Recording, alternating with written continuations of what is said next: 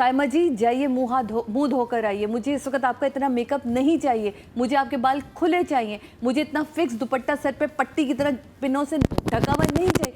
ये डायरेक्टर कहाँ है फिर इसमें? मैं ये आपसे कहना चाह रही हूँ, जब आप इतने खूबसूरत शॉट्स ले रहे हैं दैट मीन्स आप फिल्म के लिए काम कर रहे हैं।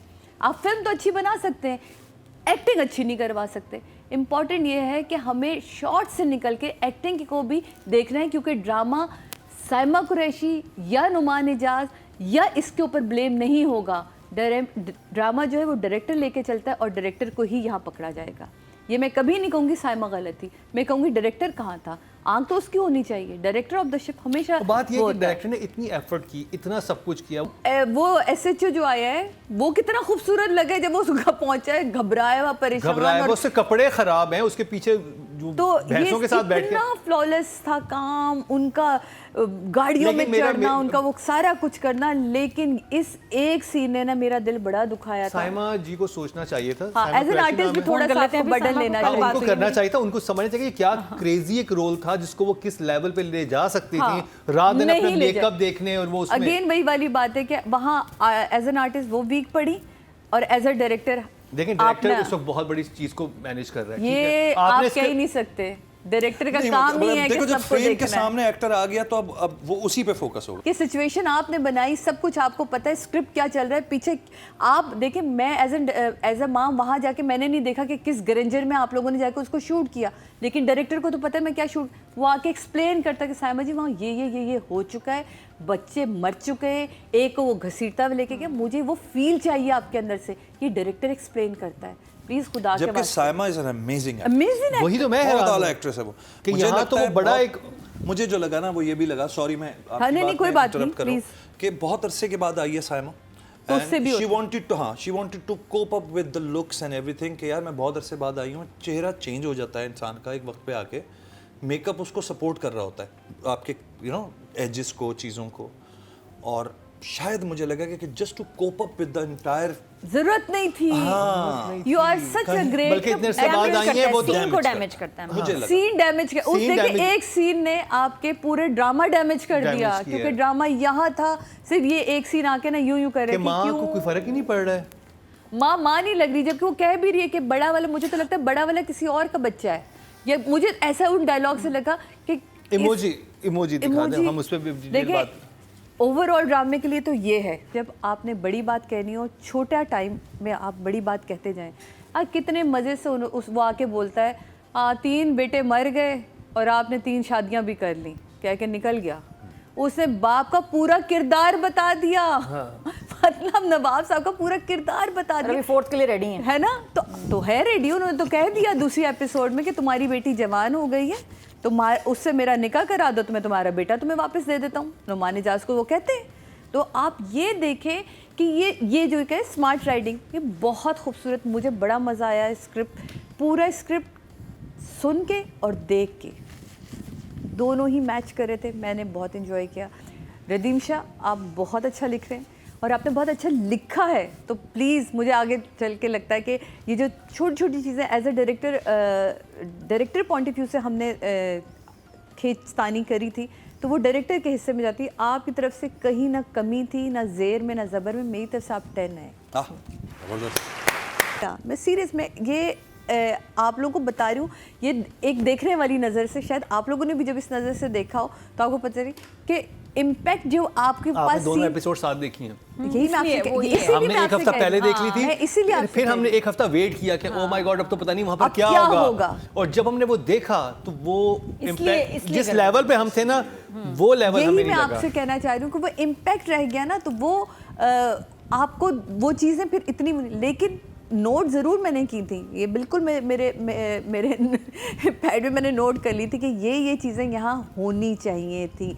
मुझे जो सबसे ज़्यादा मैंने एंजॉय किया इस पूरे उसमें, समी का कैरेक्टर जिस तरह वो लेके चला, जिस तरह उसकी आंखें खुली रहीं, जिस तरह वैशीपन उसके अंदर दिखा, और नवाब साहब का कैरेक्टर जो मैंने एंजॉय किया। नवाब साहब को पहली वॉक से, जो पहली एपिसोड की जो वॉक है जिसमें वो भाई चलता हुआ आता है और वो कहता है कि ये हो गया वो हो गया और हम जीत गए, तो वो कमाल था। और मैंने बड़ा एंजॉय किया इस शदी भाई। और यकीन ही नहीं, पहले मैं 3 दफ़ा सोचा, मैं कहीं वाकई शदी भाई ने किया डायरेक्ट, सीरियसली क्योंकि अभी तक हमने उनके उस पे इस तरह का कोई ड्रामा नहीं देखा। It's more like a movie. Movie आप इसको जरा बड़ी स्क्रीन पे देखें, आपको एग्जैक्टली वही इमेज आएगा जैसे इट्स लाइक अ मूवी। बड़ा मुझे मजा आया शादी भाई, वो वाले नंबर काट के ना ये वाले नंबर तो फुल देने का जी कर रहा है, लेकिन नहीं के साथ निभाया जितना कैरेक्टर वाइज, वार्डरोब वाइज। मुझे वो नाइटी बहुत अच्छी लगी, बहुत अच्छा लगा। दुनियापुर में एक लड़की का जापानीज स्टाइल था नाइटी में यूँ निकल के करना, क्योंकि देखिए अगर आप थोड़ा सा भी अपने आप को लिबरल करना चाह रहे हैं या आप बाहर निकल के जाना चाह रहे हैं तो ठीक है, आप अपने कमरे में जिस तरह चाहे ज़िंदगी गुजार रहे हैं और वहाँ का उन्होंने रखा इस तरह का, तो वो मुझे अच्छा लगा कि टिपिकल ही आपने उसको शूट नहीं किया। और ये मुझे खूबसूरत लगी है, इस पूरे ड्रामे में बड़ी प्यारी आई है माशाल्लाह और बहुत अच्छी लगी। रमशा, अभी तक के लिए जितने मैंने आपके सीन देखे हैं उसमें आपकी एक्टिंग को देखते हुए 8। नादिया, रमशा की वो लाइन बड़ी अच्छी है कि अगर तुम ना मारती तो वो तुम्हें मार देते। तो वो कहती है कि मैंने सुना है हर कोई यही कह रहा होता है और इसी तरह मेरे भाई भी मर गए। तो उसका एक बॉन्डिंग होगी अपने भाइयों के साथ। और अब जो आखिरी भाई रहा है, देखिए इतना स्ट्रॉन्ग वो कैरेक्टर है, लेकिन अपनी बहन के साथ कितना सॉफ्ट है, कितना दोनों में प्यार है एक आम रिश्ते की तरह। और बाहर कितनी उनकी भयानक ज़िंदगी है। I love her attire, her clothes, her hair style अच्छा लग रहा है, डिफरेंट देन रमशा ऑफ नादान। तो ये अच्छी बात है जब आपके 2 ड्रामे कभी चल जाए ना, और अगर आपकी लुक मैच होगी, वो बहुत बड़ा ब्लंडर है। अच्छी बात ये कि दोनों में इतनी कॉन्ट्रास्ट आ रही है कि मज़ा आ रहा है। हाउएवर एक लाइन है रमशा की जो कि लिखी ऐसे है कि ज़मीन फट जाए, आसमान गिर जाए, मैं जा रही हूँ। हाँ, बिल्कुल यही लाइन है। रमशा कैसे कह रही है बैठ के, ज़मीन फट जाए, आसमान गिर जाए, मैं जा रही हूँ। जो फट बोला है ना उसने, टू गुड। ज़मीन फट जाए, मेरा ख्याल है एक और रीटेक हो सकता था इसका। हाँ, वो फनी हो गया। सुनिएगा आप ये लाइन मेरी रिक्वेस्ट पे। तो हो सकता है दुनियापुर में नादिया गीतमाला में उनका accent ज़मीन फट जाए, आसमान गिर जाए, ज़रूर देखिए ना। फट नहीं बोल सकती वो, तो एकदम वो कुछ अलग सा ही आ गया ना एक्सेंट। फट को तो कोई नहीं कहता। तो उसके मैं कहीं क्या बोला, रिवाइंड किया 2-3 बार, मैं इतना हंसी, हालांकि इतना सीरियस सीन चल रहा था। The way she said it ना, उसको मुश्किल लग रहा होगा, लेकिन डायरेक्टर साहब कट करवा के एक बार फिर डायलॉग डिलीवरी करवा सकते थे कि रमशा इट्स फट, इट्स नॉट फट, इट्स फट, प्यार से फट, पे से फट, टे ना लगाओ, टे पे खत्म कर दो। नहीं, आपने फ्लेक्सिबल नहीं देखा था। Flexible remember? फ्लेक्सिबल किसमें था ये? इस बताया, इम्तिहान है आपका यार, जिस ड्रामे को 10 नंबर दिए उसमें था। हाँ, कभी अदील तो बहुत फ्लेक्सिबल है। इतना काम किया हुआ है हर ड्रामे में, उसका मुझे एक अलग स्टाइल दिखता था, एक नज़र आता था। मुझे नहीं पता कि वहाँ कपड़े ये वाले जो पहनाए गए हैं, शद्दी भाई ने कोई इसके ऊपर क्यों नहीं कहा, क्यों नहीं उन्होंने थोड़ा सा अपना एज डायरेक्टर प्रोटेस्ट किया। यहाँ मुझे ऐसा लगता है या तो नुमान ना होता, और अगर नुमान है तो नुमान फिर एक अलग अंदाज से नज़र आता दुनियापुर में। मुझे बड़ा मायूस किया नुमान की लुक ने।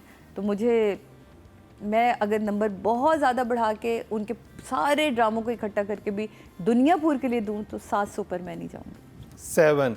ये जो है ना, हम आर्टिस्ट होते हैं, हम फैंस के लिए काम करते हैं, हम लोगों के लिए काम करते हैं। आपको क्या अच्छा लगता है और उनको खुश करना अच्छी बात है, because they make us stars. हम खुद तो कुछ भी नहीं है। हम अगर सक्सेसफुल हैं या हमारी कोई बात कहीं सुनी जा रही है, देखी जा रही है, हमें काम मिल रहा है, इसमें हमारे फैंस और व्यूअर्स का सब इनका खेल है। अगर गेटअप होता ना, ये कैरेक्टर इतना खौफनाक था कि सालों याद रहता। तो 4। तो टोटल वोट जो कास्ट हुए 21,900 हुए हैं और नुमान इजाज़ साहब के हिस्से में आए हैं दुनियापुर से 2023 9% बनते हैं 0.9।